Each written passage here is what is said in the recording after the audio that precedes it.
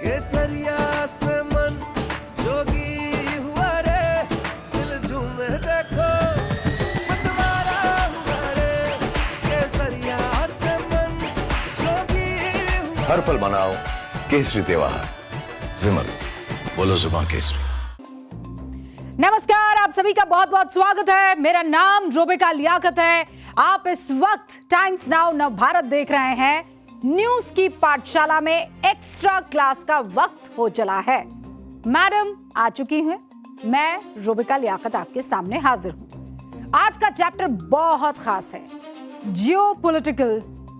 ये वो चैप्टर जहां जियोपॉलिटिक्स में मोदी डॉक्ट्रीन की बात करेंगे, जहां एक अलग व्यू रचना की है। इस डॉक्ट्रीन में आमतौर पर व्यू सिर्फ युद्ध से जोड़कर देखा जाता है, लेकिन मैं बात दूसरे कॉन्टेक्स्ट में करूंगी, क्योंकि मोदी डॉक्ट्रीन में व्यू दरअसल परस्पर विश्वास, सम्मान और समृद्धि से जुड़ा है, जिसने दुनिया में तो हलचल मचाई है।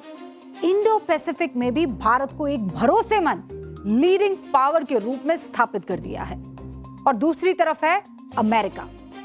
अमेरिका जैसा सुपर पावर जो पूरी दुनिया में युद्ध और शांति दोनों को लेकर गहरा अविश्वास खड़ा कर रहा है, पैदा कर रहा है। ट्रंप पूरी तरह से खुद कंफ्यूज्ड है। लेकिन बात बहुत सीधी सी है। दुनिया देख रही है कि मौजूदा ग्लोबल चैलेंजेस के बीच प्रॉब्लम्स का सलूशन कौन निकालता है, वर्ल्ड पीस कौन स्थापित करता है, समृद्धि का, प्रॉस्पेरिटी का सूत्र कौन आगे रखता है। और ये सब मिल रहा है मोदी डॉक्ट्रीन में। तो चलिए शुरू करते हैं आज की क्लास पहले चैप्टर के साथ।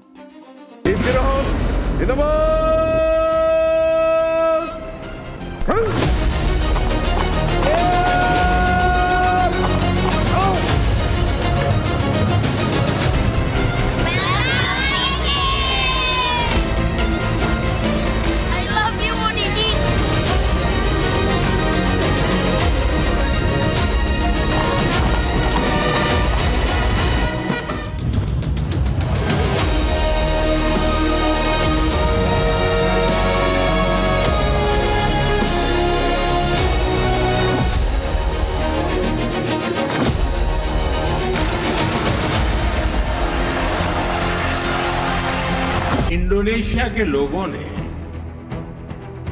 यहाँ के प्यारे बच्चों ने, युवाओं और महिलाओं ने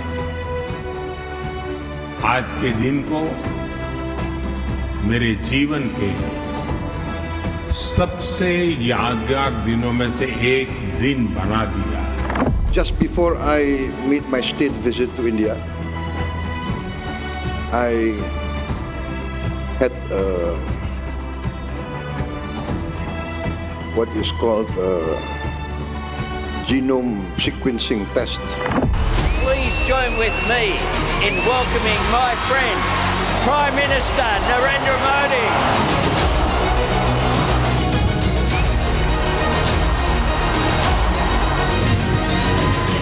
Prime Minister Modi, my friend, welcome to marvellous Melbourne.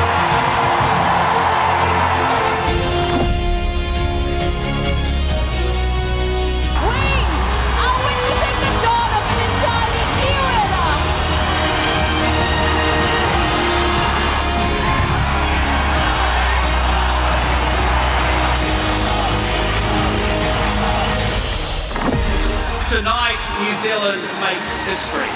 For the first time in 40 years, an Indian Prime Minister stands on New Zealand soil.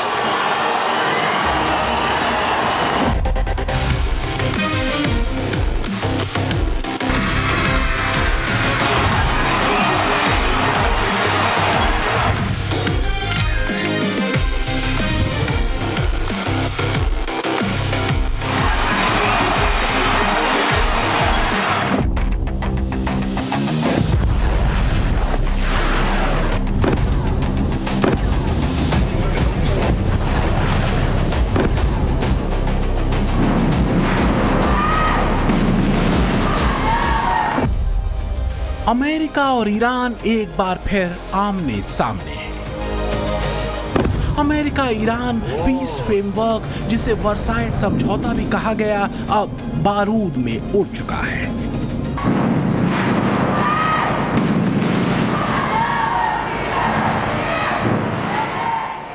दोनों तरफ से बम बरस रहे हैं।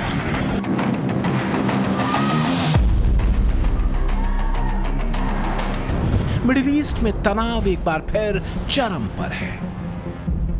अमेरिका और ईरान ने रविवार सुबह एक दूसरे के सैन्य ठिकानों पर बड़े पैमाने पर हमले किए हैं। स्पीकर एमबी गालिबाफ ने सोशल मीडिया पर सीधी चेतावनी अमेरिका को दे दी है। एक तरफा समझौतों का दौर अब खत्म हो चुका है। अपनी बात पर कायम रहो वरना कीमत चुकानी पड़ेगी। तो क्या दुनिया की टेंशन अभी खत्म नहीं हुई है? क्या मिडिल ईस्ट का तनाव वैश्विक अस्थिरता को एक बार फिर से और ज्यादा बढ़ाने वाला है? क्या शांति के लिए कोई उम्मीद अब बची दिखाई नहीं दे रही? सवाल है क्यों? जवाब है नियत।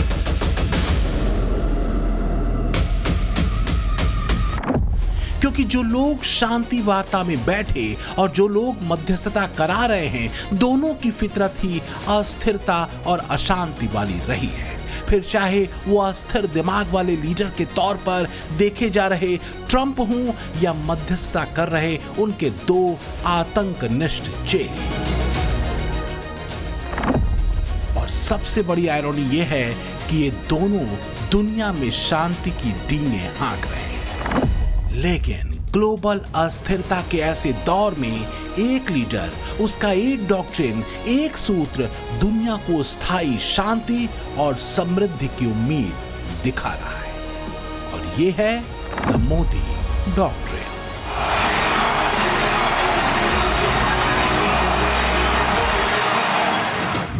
दुनिया के देश जिस डॉक्ट्रिन के साथ चलने को बेताब है, क्योंकि मोदी के संकल्प ने, मोदी के सूत्र ने, मोदी के विजन ने भारत को दुनिया का एक भरोसेमंद मित्र होने का एहसास करा दिया है।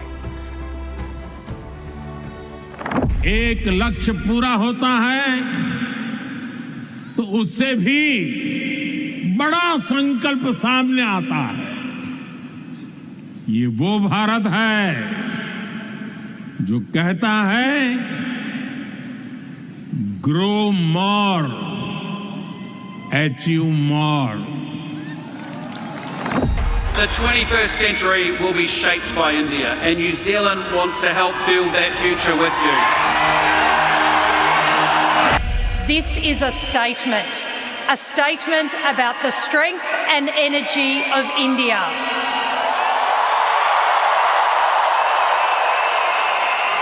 A statement about the diversity of our community and a statement about the economic future that Victoria and India are building together.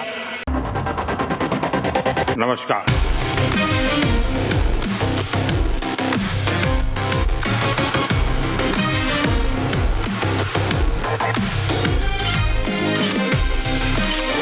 तो सवाल यह है कि मोदी डॉक्ट्रिन क्यों दुनिया को पसंद आ रहा है?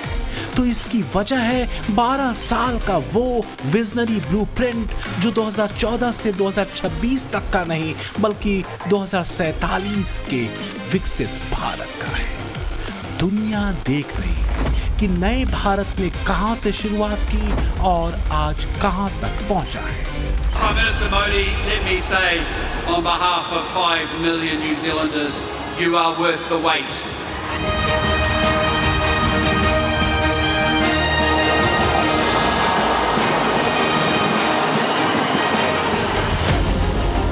ये दुनिया देख रही है कि भारत का विदेशी मुद्रा भंडार कांग्रेस के यूपीए वाले दौर में 313 अरब डॉलर का था, जो अब दोगुने से भी ज्यादा होकर 674 अरब डॉलर का हो चुका है। कांग्रेस के दौर में भारत की इकॉनमी जो 2.1 ट्रिलियन डॉलर की थी, वो डबल होकर 4.1 ट्रिलियन डॉलर हो चुकी है। देश में प्रति व्यक्ति आय 87,000 रुपए कांग्रेस के दौर में थी, जो आज बढ़कर करीब 2.5 लाख रुपए हो चुकी है, यानी करीब 3 गुना ज्यादा।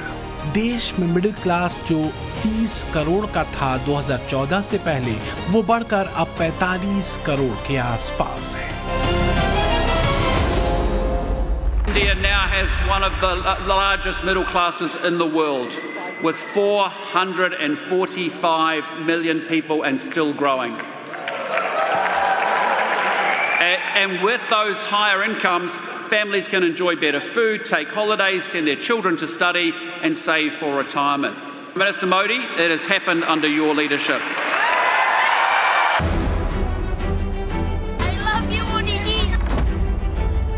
विश्व भारत के करीब आ रहा है और दुनिया के सो कॉल्ड सुपर पावर्स वाले कुछ चेहरों को ये खटक भी रहा है। ट्रंप अमेरिका की फजीहत पूरी दुनिया में करा चुके हैं। कनाडा, ब्रिटेन के साथ ही कई यूरोपीय देश अमेरिका के विकल्प के तौर पर भारत की तरफ देख रहे हैं। तो वहीं दूसरी तरफ जिनपिंग के ग्लोबल साउथ का लीडर बनने की चाहत भी अब धूमिल पड़ती दिख रही है। और पीएम मोदी के पिछले हफ्ते के इंडो पैसिफिक देशों के दौरों ने चीन को और ज्यादा चिढ़ा दिया है। और चीन की इसी चिढ़ और खिसियाहट का नमूना है ये प्रोपेगेंडा वीडियो।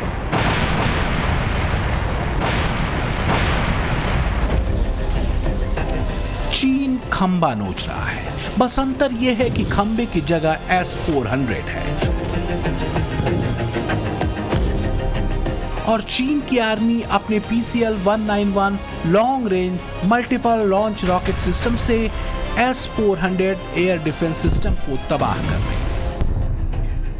दरअसल ये वीडियो एक साइकोलॉजिकल ऑपरेशंस कैंपेन के तौर पर बनाया गया है। चीन का ये प्रोपेगेंडा तब और अहम हो जाता है जब एक दिन पहले ही भारत के डिफेंस क्षमताओं का जिक्र पीएम मोदी ने मेलबर्न में किया हो। भारत के डिफेंस प्लेटफॉर्म की कैपेबिलिटी और क्रेडिबिलिटी दुनिया देख रही है।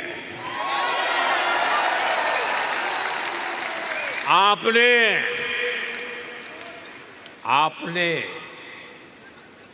ऑपरेशन सिंदूर के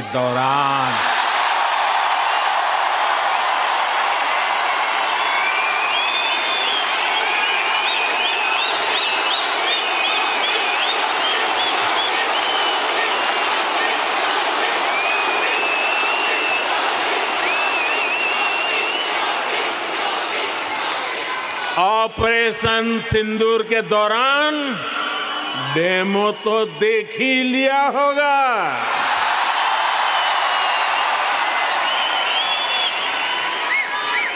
धमाके आतंकियों के अड्डों पर हो रहे थे और गूंज पूरी दुनिया में सुनाई दे रही थी।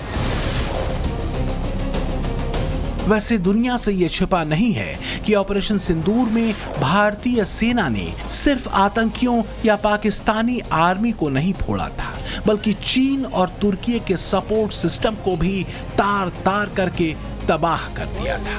और तमाम सपोर्ट के बाद भी भारत का डिफेंस सिस्टम भेदा नहीं जा सका। पाकिस्तान और चीन तो क्या, अमेरिका को भी इसका अंदाजा नहीं था।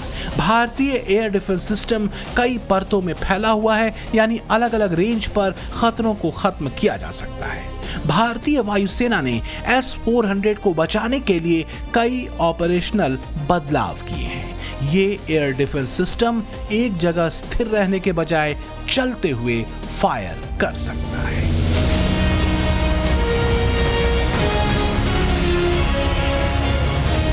चीन की सबसे बड़ी खिसियाहट है इंडो पैसिफिक को लेकर पीएम मोदी की एग्रेसिव मित्रता नीति।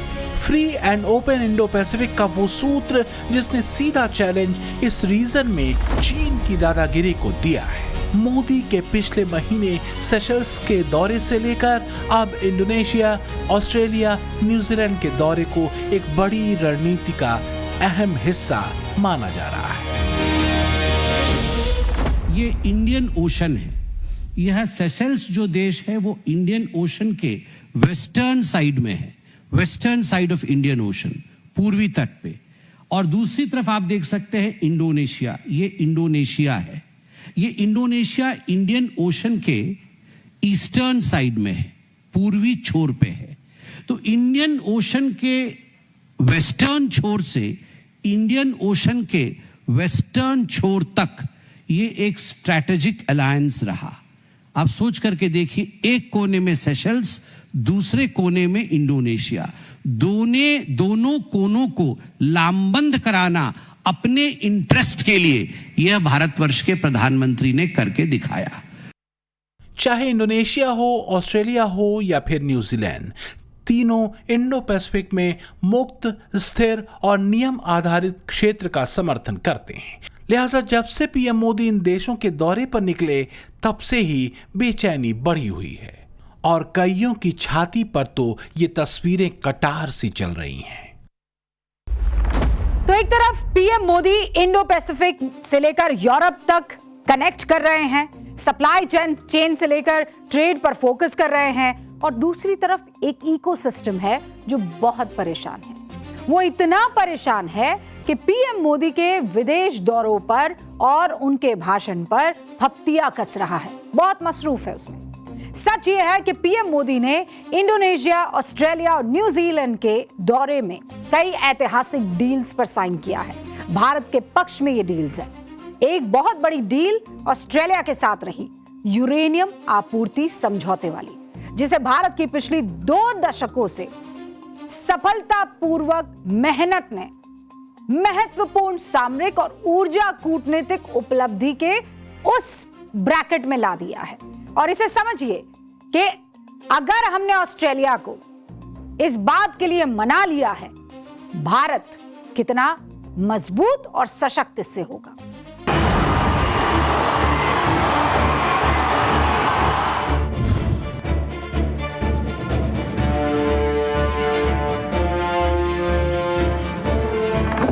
एक तरफ गौरव है, राष्ट्र गर्व है, विकसित भारत के विजन पर प्रगाढ़ होते वैश्विक संबंध हैं, दूसरी तरफ पीड़ा से उपजा प्रहसन है, हार की खींच से नजर तंग है।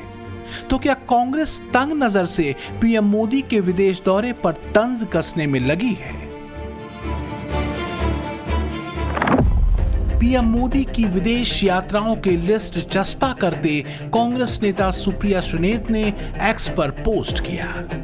उन्होंने लिखा कि भारतीयों को विदेश यात्रा न करने के लिए कहने के बाद उन्होंने खुद पिछले 57 दिनों में 11 देशों की यात्रा की है। सुप्रिया श्रीनेत पीएम मोदी के विदेश दौरों को छुट्टियों से भरी गर्मियां बताती हैं, तो जवाब बीजेपी की तरफ से मिलता है।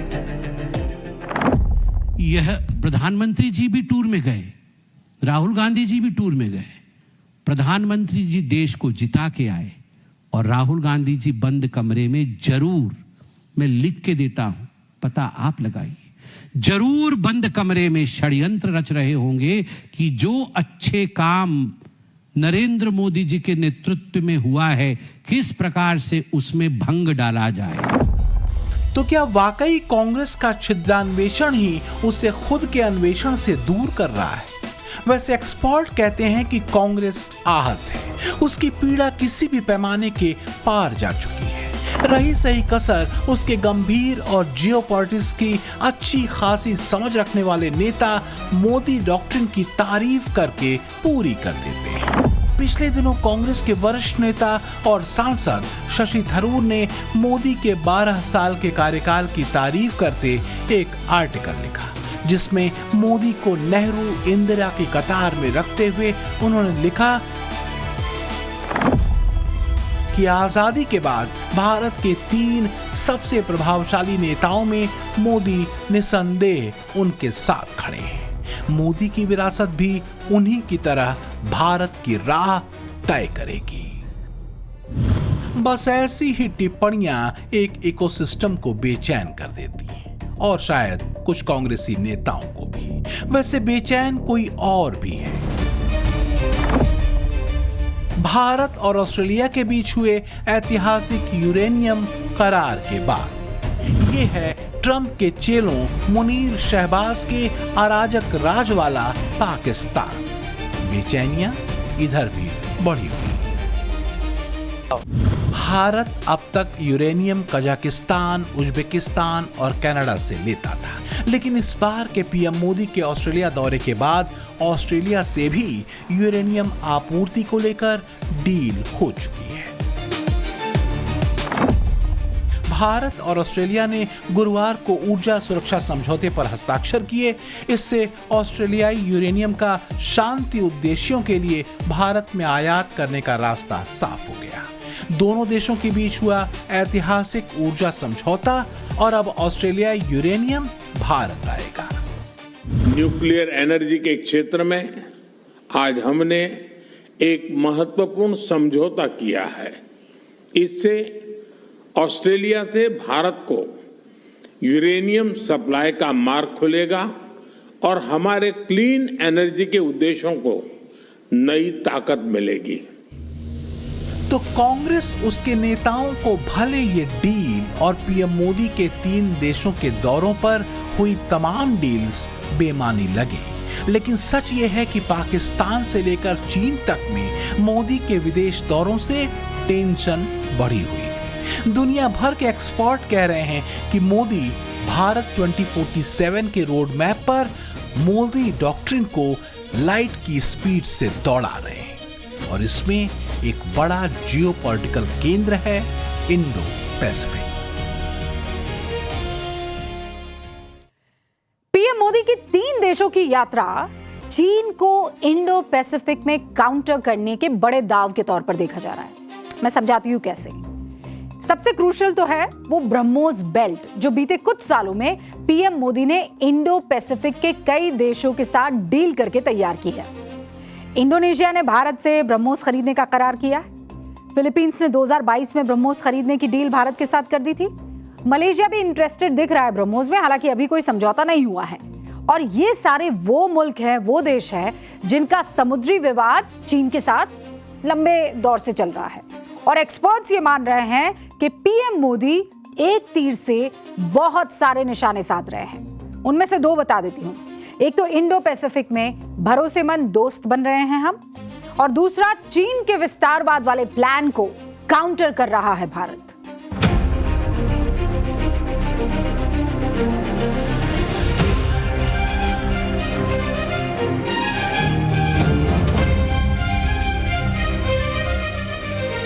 जनवरी 2026 से 12 जुलाई 2026 तक पीएम मोदी 6 विदेश यात्राओं पर जा चुके हैं, जिनमें से कुल 13 देशों का दौरा उन्होंने किया। 7 से 8 फरवरी को मलेशिया का दौरा, 25 से 26 फरवरी को इजराइल का दौरा, 15 से 20 मई के बीच यूएई, नीदरलैंड, स्वीडन, नॉर्वे और इटली का दौरा, 13 से 18 जून में फ्रांस और स्लोवाकिया का दौरा, 27 से 29 जून को सेशल्स और 6 से 11 जुलाई के बीच इंडोनेशिया, ऑस्ट्रेलिया और न्यूजीलैंड का दौरा। माननीय प्रधानमंत्री जी का 3 देशों का गमन रहा। माननीय प्रधानमंत्री जी इंडोनेशिया, ऑस्ट्रेलिया और न्यूजीलैंड गए। उससे पहले वो सेशल्स भी गए थे। बीच में जापान की राष्ट्राध्यक्ष भी भारतवर्ष आई थी। कुल मिलाकर के इसका नतीजा क्या रहा, भारतवर्ष को क्या मिला, व्हाट डिड इंडिया गेट, और हमने इसका नाम रखा है 10 कदम 10 का दम।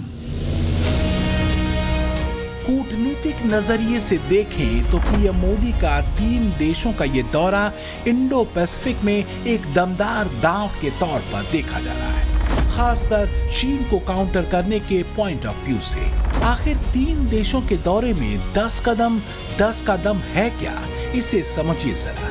पीएम मोदी के इस दौरे से भारत ऑस्ट्रेलिया रक्षा साझेदारी को नई धार मिली है, इंडो पैसिफिक में भारत को रणनीतिक बढ़त मिली है, क्रिटिकल मिनरल्स और यूरेनियम सहयोग मजबूत हुआ है, इंडोनेशिया के साथ डिफेंस साझेदारी का विस्तार हुआ, भारत इंडोनेशिया समुद्री सुरक्षा सहयोग मजबूत हुआ, न्यूजीलैंड के साथ मुक्त व्यापार समझौता वार्ता को गति मिली, इंडो पैसिफिक में साझा रणनीतिक कोऑर्डिनेशन बढ़ा, आतंकवाद के खिलाफ तीनों देशों का साझा समर्थन हासिल हुआ और रक्षा नौसैनिक अभ्यास और सुरक्षा सहयोग को बढ़ावा मिला और इसके साथ ही शिक्षा, इनोवेशन और तकनीक में नए सहयोग समझौते तीनों देशों के साथ भारत के हुए। Prime Minister Modi, my friend, welcome to marvellous Melbourne. As a true friend of Australia and a very dear friend of mine, it is an honour to host you this evening. Indonesia के सर्वोच्च नागरिक सम्मान बिंतांग आदिपूर्णा से सम्मानित किए जाने के बाद पीएम मोदी विदेश में सबसे ज्यादा सर्वोच्च सम्मान पाने वाले प्रधानमंत्री बन चुके हैं। पीएम मोदी को अब तक 35 देशों के सर्वोच्च सम्मान से नवाजा जा चुका है। इंडोनेशिया की जमीन से ही पीएम मोदी ने विस्तारवाद बनाम विकासवाद के सूत्र वाक्य के साथ एक तरह से इंडो पैसिफिक में भारत के नजरिए को साफ कर दिया है। भारत दुनिया का वो देश है जो विस्तारवाद नहीं, विकासवाद की नीति पर चलता है और इसलिए हम भारत में कहते हैं सबका साथ, सबका विकास, together with all, development for all. आज मैं यही मंत्र, यही भावना लेकर इंडोनेशिया के आप सभी सांसद सदस्यों के बीच आए। तो क्या चीन इसी भाषा से बिलबिलाया हुआ है? जिनपिंग के स्ट्रिंग ऑफ पर्ल्स को टूटते देखकर क्या चीन बेचैन हो उठा है? चीन की टेंशन या कहें घबराहट की वजह ब्रह्मोस चक्रव्यूह है, जिसने ऑपरेशन सिंदूर में पाकिस्तानी एयरफोर्स और आर्मी सेंटर्स पर तबाही के ऐसे सिग्नेचर मार्क्स छोड़े हैं जो सारी दुनिया ने देखे।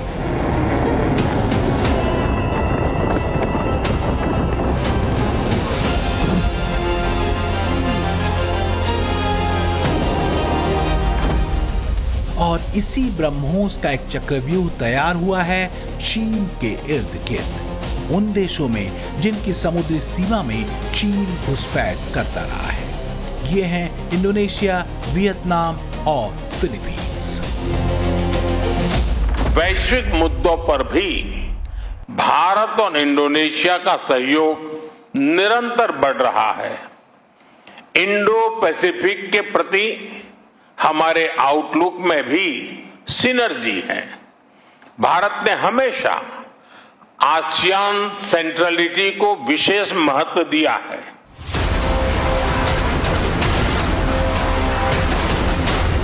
मतलब ये कि साउथ चाइना सी में ब्रह्मोस ने अपने निशाने तो सेट कर ही लिए हैं। अब जरा देखिए कि इंडोनेशिया, वियतनाम और फिलीपींस के साथ किस तरह का समुद्री सीमा विवाद है। दरअसल ये तीनों देश इंडो पैसिफिक क्षेत्र में चीन की बढ़ती समुद्री गतिविधियों को लेकर चिंतित हैं। भारत के इन देशों को ब्रह्मोस देने के बाद इनकी तटीय प्रतिरोधक क्षमता मजबूत होती है और क्षेत्रीय और सामरिक संतुलन में महत्वपूर्ण भूमिका निभाती है। जैसे इंडोनेशिया का चीन के साथ नातूना द्वीप के आसपास विशेष आर्थिक क्षेत्र को लेकर विवाद है। पीएम मोदी के दौरे पर ब्रह्मोस खरीद पर समझौता हुआ है। दूसरे नंबर पर फिलीपींस आता है, जिसका चीन के साथ दक्षिण चीन सागर में गंभीर समुद्री क्षेत्रीय विवाद है। 2022 में फिलीपींस भारत से ब्रह्मोस खरीदने वाला पहला विदेशी देश बना। ब्रह्मोस का इस्तेमाल खास तौर से ये अपनी तटीय रक्षा और दुश्मन के युद्धपोतों को रोकने के लिए कर रहा है। तीसरा देश है वियतनाम, जिसका चीन के साथ दक्षिण चीन सागर और खासकर स्प्रेटली और पैरासेल द्वीपों को लेकर विवाद है। 2026 में भारत ने वियतनाम के साथ ब्रह्मोस आपूर्ति समझौते की पुष्टि की है। We recognize India's influence as first responder role in this critical area, and we want to work with you for a free and open Indo-Pacific.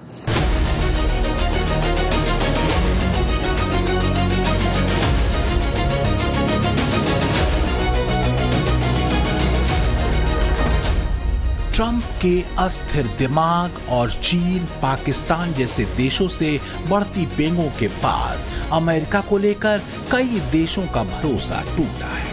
खासकर वो देश ज्यादा चौकन्ने हुए हैं जो अपनी सुरक्षा को लेकर अमेरिका पर निर्भर रहे हैं। इसमें यूरोप से लेकर जापान जैसे देश शामिल हैं। मोदी के नेतृत्व में भारत इन सभी देशों के लिए भरोसेमंद पार्टनर और विश्वास पात्र मित्र साबित हुआ है। और इसमें शक नहीं कि मोदी डॉक्ट्रिन दुनिया के लिए हर मुश्किल दौर में एक पॉजिटिविटी से भरा डॉक्ट्रिन माना जाता रहा है, फिर चाहे वो कोरोना का दौर रहा हो, प्राकृतिक आपदाओं का या फिर युद्ध का। Bureau report, times now, Navbharat. अब बात दुनिया के सबसे खतरनाक बर्मुडा ट्रायंगल की, जिसका नाम खौफ के साथ लिया जाता है।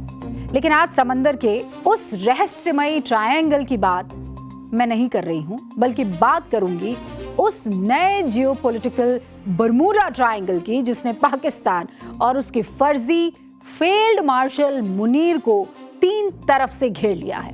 बलूचिस्तान, पीओके और अफगानिस्तान।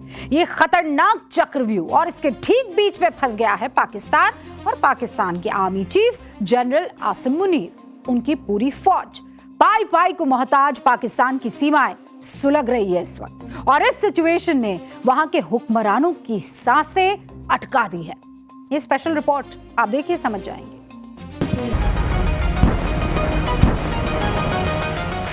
तो एक तरफ पीओजेके का पाकिस्तान से आजादी के लिए फाइनल आर पार का ऐलान है, दूसरी तरफ मुनीर का जनरल डायर वाला प्लान तैयार है।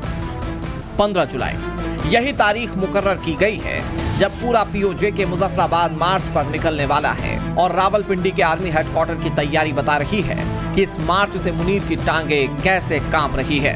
पाकिस्तान की सरकार ने पूरे इलाके को छावनी में तब्दील कर दिया है। इसके लिए 4000 और फ्रंटियर कॉर्प्स यानी कि एफसी जवान और पाकिस्तानी रेंजर्स के 7 विंग यानी कि करीब 5500 सैनिकों को भेजा जा रहा है। ये तैनाती पीओके में पहले से मौजूद 8000 से ज्यादा पाकिस्तानी रेंजर्स के अलावा होगी, जो 4 जून से ही इलाके में मौजूद हैं। असल में पाकिस्तान जहां भी दमन का फॉर्मूला लागू कर रहा है, वहीं विद्रोह के स्वर बुलंद हो जा रहे हैं। लेकिन हकीकत ना तो मुनीर समझने को तैयार है, ना उसकी जी हजूरी करने वाले पाकिस्तान के प्रधानमंत्री शहबाज शरीफ। इस वक्त हालत यह है कि पाकिस्तान 3 मोर्चों पर बुरी तरह से पिस रहा है। इस बर्मुडा ट्रायंगल का पहला कोना है बलूचिस्तान, जो मुनीर आर्मी के लिए नो गो एरिया में तब्दील हो चुका है। दूसरा कोना है डुरंट बॉर्डर, जहां तालिबान और टीटीपी पाकिस्तान के लिए सिरदर्द बने हुए हैं। और तीसरा कोना है पीओजेके, जहां आजादी की लड़ाई अंतिम दौर में पहुंच चुकी है।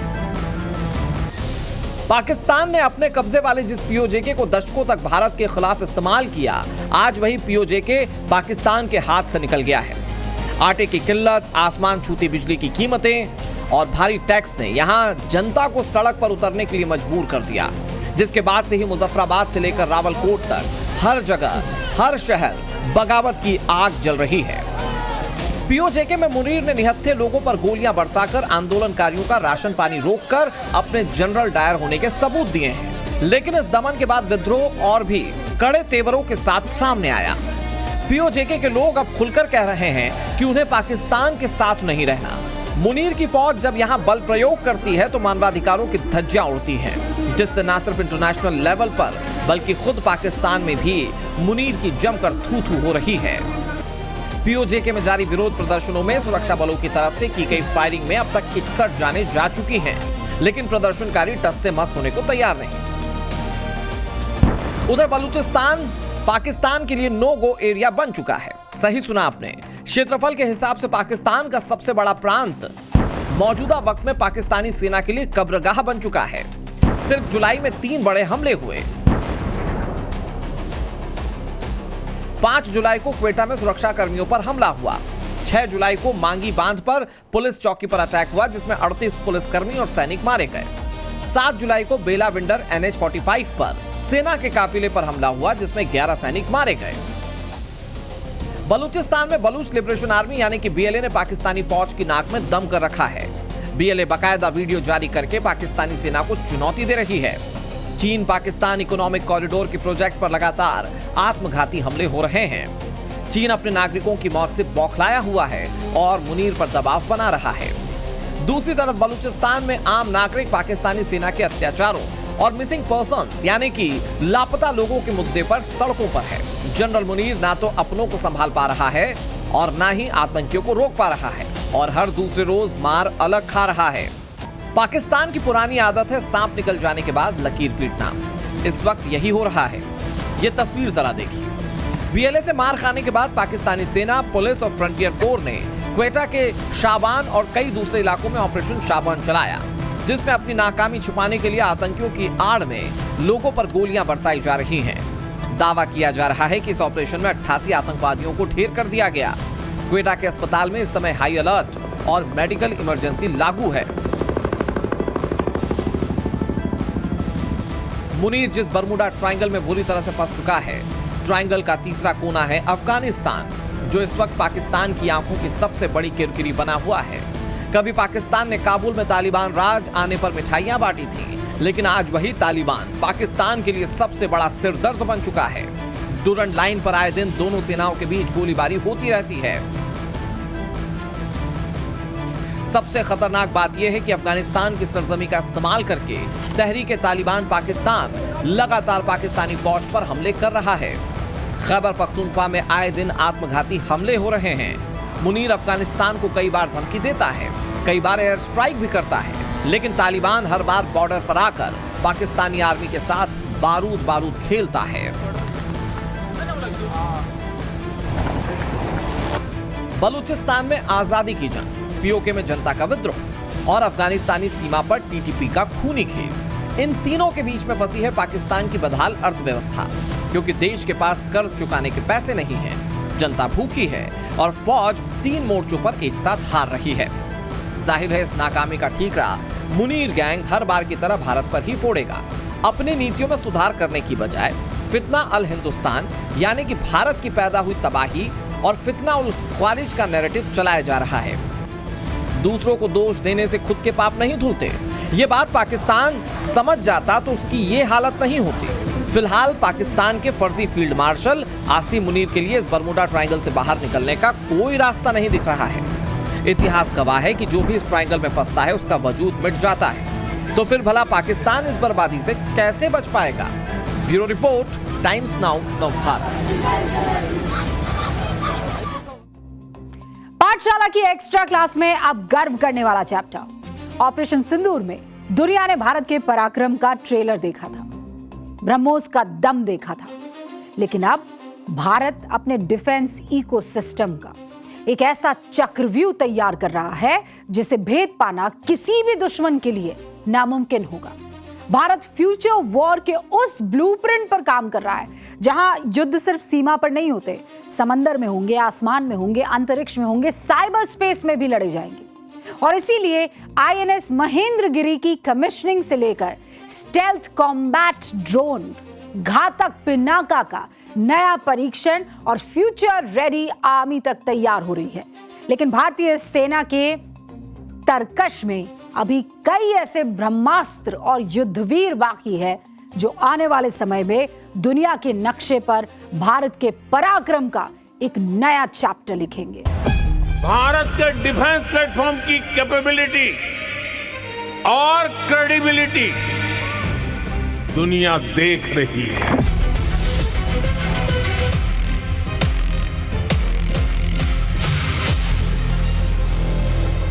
The overall aim will be to win our wars with indigenous solutions.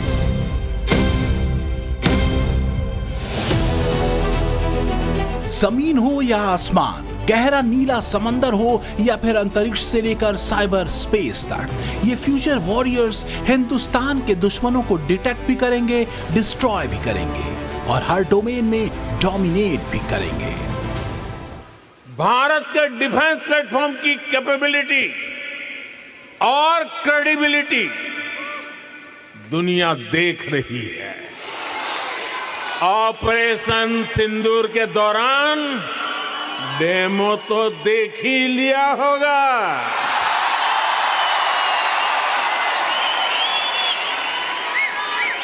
धमाके आतंकियों के अड्डों पर हो रहे थे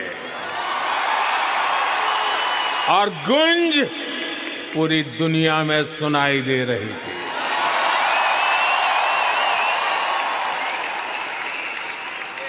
टेरर कैंप पर इस करारे प्रहार से आपको गर्व हुआ कि नहीं हुआ? हुआ कि नहीं हुआ?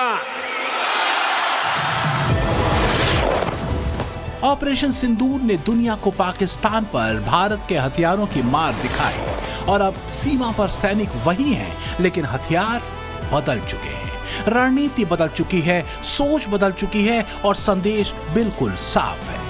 अगर भारत पर बुरी नजर उठी तो जवाब जमीन से भी मिलेगा, समंदर से भी, आसमान से भी और वहां से भी जहां दुश्मन सोच भी नहीं सकता। दुनिया बदल रही है, युद्ध बदल रहा है और उसी रफ्तार से बदल रही है भारत की तीनों सेनाएं। यानी भारत की तीनों सेनाएं अब फ्यूचर रेडी हैं।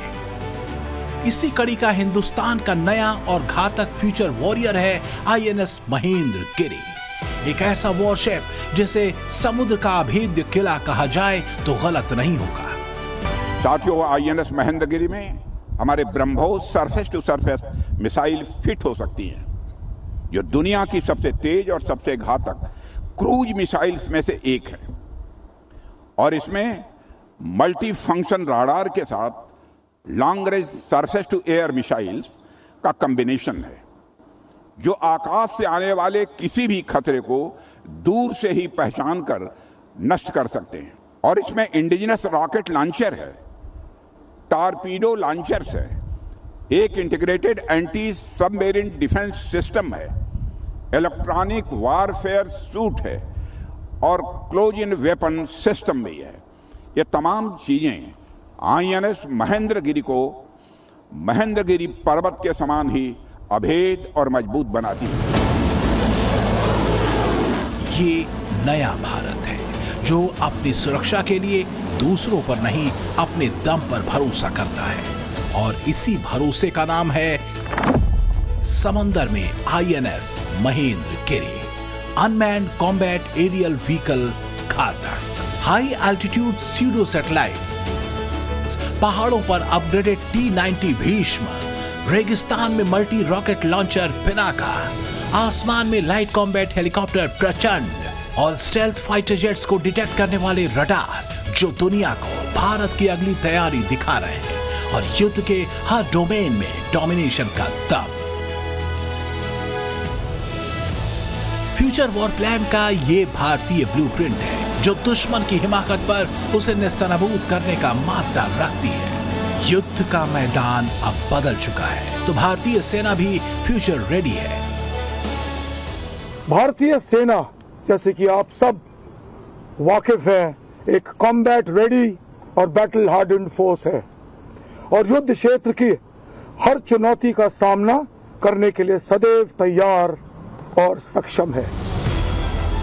सेना की कमान संभालते ही आर्मी चीफ जनरल धीरज सेठ ने साफ कर दिया कि अब वेट एंड वॉच का दौर खत्म। उन्होंने सेना को टुगेदर टुवर्ड्स एक्सीलेंस का मंत्र दिया। सैन्य अधिकारियों को पत्र लिखकर ऑपरेशन सिंदूर 2.0 और ऑपरेशन स्नो लेपर्ड 2.0 के लिए तैयार रहने के निर्देश दिए और साफ कहा कि ऑपरेशन सिंदूर 2.0 और ऑपरेशन स्नो लेपर्ड 2.0 जैसी किसी भी संभावित स्थिति के लिए पूरी तरह तैयार रहे। अब युद्ध का तरीका बदल रहा है। आने वाले वक्त में इंसानों के साथ ड्रोन और दूसरे बिना चालक वाले सिस्टम मिलकर लड़ाई लड़ेंगे। आर्टिफिशियल इंटेलिजेंस, मशीन लर्निंग और नई तकनीकें अब युद्ध का सामान्य हिस्सा बन चुकी हैं। इसलिए हर अधिकारी को इस बदलाव का हिस्सा बनना होगा। नई तकनीक अपनाने के बावजूद युद्ध में पहले से सफल साबित हो चुकी रणनीतियों और तरीकों को नहीं छोड़ना चाहिए। यानी अब लक्ष्य है ऐसी सेना तैयार करना जो जमीन, समंदर, आसमान, स्पेस और साइबर हर मोर्चे पर एक साथ वार कर सके। इसी विजन का सबसे बड़ा प्रतीक है भारतीय नौसेना का नया युद्धवीर आईएनएस महेंद्र गिरी। भारत का नया मल्टी मिशन फ्रिगेट, जो long range air defence, multi function radar, anti submarine system, electronic warfare के साथ साथ ब्रह्मोस मिसाइल से लैस है। नौसेना का समंदर का ये सिकंदर हर दिशा में दुश्मनों पर मौत बनकर टूटेगा। दुश्मन हवा से आए, समंदर में आमने सामने आए या फिर पानी के नीचे से, एक साथ हर खतरे को पलक झपकते नेस्तनाबूद कर देगा। और यह मल्टी मिशन फ्रिगेट है, यानी यह एक ही समय में हवा में आने वाले खतरे, सतह पर मौजूद शत्रु और पानी के नीचे छिपे हुए सबमरीन्स, तीनों के विरुद्ध यह इफेक्टिव साबित होगा। ब्लू वाटर नेवी की यह कहानी सिर्फ INS महेंद्रगिरी के शौर्य तक ही नहीं है। भारतीय नौसेना के तरकश में और भी ब्रह्मास्त्र तैयार हो रहे हैं, जो रणभूमि में अपने पराक्रम से दुश्मनों को परास्त करेंगे। इन युद्धवीरों के बारे में भी आपको बताएंगे, लेकिन उससे पहले आपको हिंदुस्तान के उस स्टील्थ कॉम्बैट ड्रोन के बारे में बता दें जो फ्यूचर वॉर के लिए गेम चेंजर साबित होगा। ऑटोनोमस वॉरफेयर को ध्यान में रखते हुए DRDO ultra modern drone system घातक डेवलप कर रहा है। घातक स्टील्थ ड्रोन प्रोजेक्ट पर सरकार 39,000 करोड़ रुपए खर्च कर रही है।